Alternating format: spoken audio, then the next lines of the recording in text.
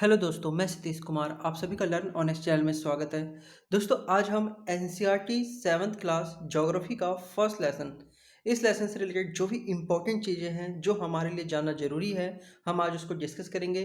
इससे पहले मैंने 6th क्लास कंप्लीट करवा दिया है, जिसमें हिस्ट्री, ज्योग्राफी और पॉलिटिकल साइंस तीनों को कवर किया गया है। इसके लिंक आपको डिस्क्रिप्शन में मिल जाएंगे। तो चलिए शुरू करते हैं। आज हमारा पहला लेसन है ज्योग्राफी का, पर्यावरण। तो पर्यावरण हमारे जीवन का मूल आधार है। यह हमें सांस लेने के लिए हवा, पानी, खाने के लिए भोजन एवं रहने के लिए भूमि प्रदान करता है। जीवीय में कौन कौन आता है? लिविंग थिंग्स में कौन कौन आते हैं? सजीवीय प्राणियों का संसार, जैसे पादप एवं जंतु, जिसमें हम लोग भी आ जाते हैं। अजीवीय जो नॉन लिविंग थिंग होते हैं। निर्जीव पदार्थों का संसार, जैसे स्थल। अब पर्यावरण, पर्यावरण यानी एनवायरमेंट शब्द की उत्पत्ति फ्रेंच शब्द एनवायरोनर या एनवायरोनर से हुई है, जिसका अर्थ है पड़ोस। जिसका अर्थ क्या है? पड़ोस। किस शब्द से उत्पत्ति हुई? ज्यादातर ये पेपर में पूछा जाता है, वो है फ्रेंच शब्द से। परितंत्र क्या होता है? वह तंत्र जिसमें समस्त जीवधारी आपस में एक दूसरे के साथ तथा पर्यावरण के उन भौतिक एवं रासायनिक कारकों के साथ परस्पर क्रिया करते हैं, मतलब आपस में क्रिया करते हैं, जिसमें वे निवास करते हैं। ये सब ऊर्जा और पदार्थ के स्थानांतरण द्वारा संबंध है, उसे हम परितंत्र कहते हैं। समझ में आ गया? वह तंत्र जिसमें सभी जीवधारी आपस में एक दूसरे के साथ पर्यावरण के उन भौतिक एवं रासायनिक कारकों के साथ आपस में क्रिया करते हैं, मतलब एक दूसरे से जुड़े हुए हैं सभी। ठीक है। प्रत्येक वर्ष 5 जून को विश्व पर्यावरण दिवस मनाया जाता है। यह भी पेपर में पूछा जाता है कि पर्यावरण दिवस कब मनाया जाता है, तो वह है 5 जून को। वस्तु विनिमय पद्धति, अब ये क्या है? यह वस्तु की अदला बदली का व्यापार है, जिसमें धन का प्रयोग नहीं होता है। मतलब इसमें धन का प्रयोग नहीं होता है, एक वस्तु के बदले दूसरी वस्तु दी जाती है। गांव वगैरह में अभी भी हो रहा है बहुत जगह, जैसे आपने देखा होगा ना, अनाज के बदले कोई सामान हम खरीद लेते हैं, तो ये चीज़ें चलती रहती है, इसमें पैसे का प्रयोग नहीं होता है। पर्यावरण क्या है? जो कुछ भी आप अपने आसपास देखते हैं, इसका अर्थ है स्कूल, भवन, मेज, कक्षा में रखी कुर्सियाँ, यहाँ तक कि खुला मैदान, सड़क, कूड़ा करकट, ये सभी हमारे पर्यावरण के अंग है। कुछ वस्तुओं का निर्माण प्रकृति ने किया है, जैसे पर्वत, नदियाँ, पेड़, प्राणी, जबकि अन्य का निर्माण मानव ने किया है, जैसे सड़क, कार, कपड़े, किताब इत्यादि। अब हम बात करते हैं पर्यावरण के घटक की। तो देखिए, पर्यावरण के घटक में जो प्राकृतिक में जो आते हैं, वो आते हैं सजीव, जिसमें जैव मंडल, स्थल मंडल, वायुमंडल और जलमंडल, ये सारे क्या है? प्राकृतिक है। मानव निर्माण में क्या है, जिसे मानव ने निर्मित किया है, वो है इमारतें, पार्क, पुल, सड़क, स्मारक, उद्योग। इन सब का निर्माण किसने किया? मानव ने किया है। अब देखिए, मानव में कौन कौन आ जाता है? एक व्यक्ति भी हो सकता है, परिवार, समुदाय, धर्म, शैक्षिक, आर्थिक, राजनीतिक स्थिति, ये भी हमारे पर्यावरण के घटक है। ठीक है।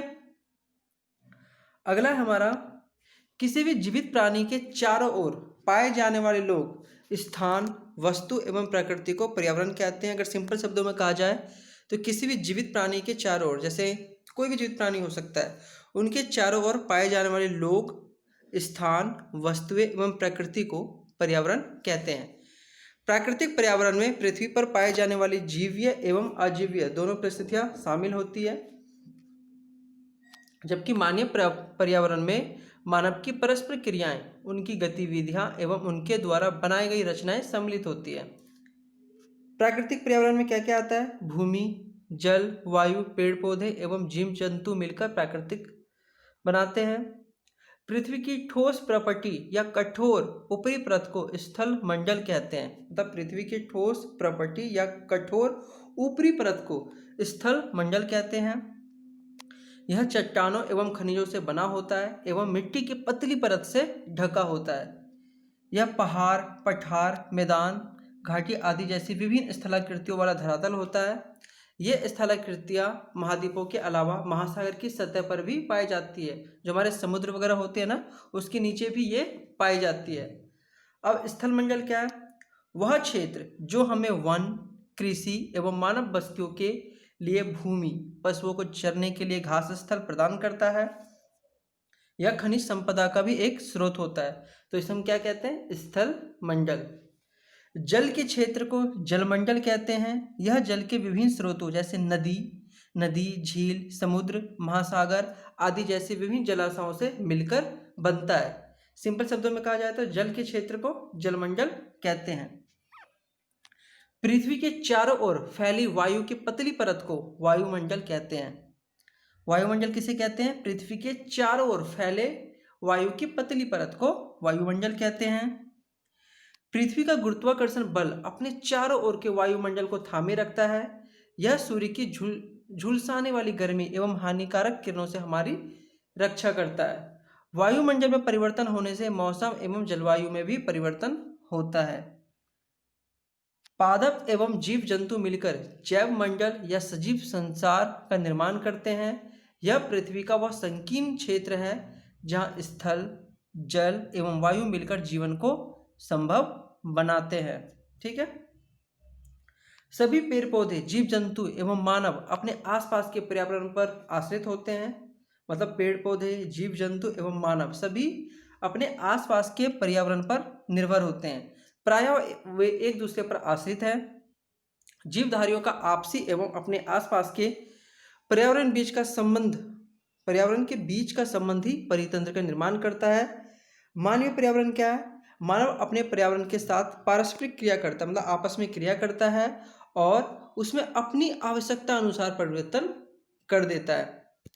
तो दोस्तों ये लेसन बहुत ही छोटा था, तो इस लेसन से रिलेटेड जो भी कुछ चीज़ें इंपॉर्टेंट थी वो मैंने आपको बता दी है। इसके बाद इसका सेकेंड लेसन स्टार्ट करूँगा बहुत जल्द। अगर दोस्तों वीडियो अच्छा लगा तो वीडियो को लाइक कीजिए, क्योंकि इस चैनल पर आपको NCERT 6 से 12 तक के सभी नोट्स मिल जाएंगे जो कि आपके हर तरह के एग्जाम के लिए उपयोगी होगा। धन्यवाद।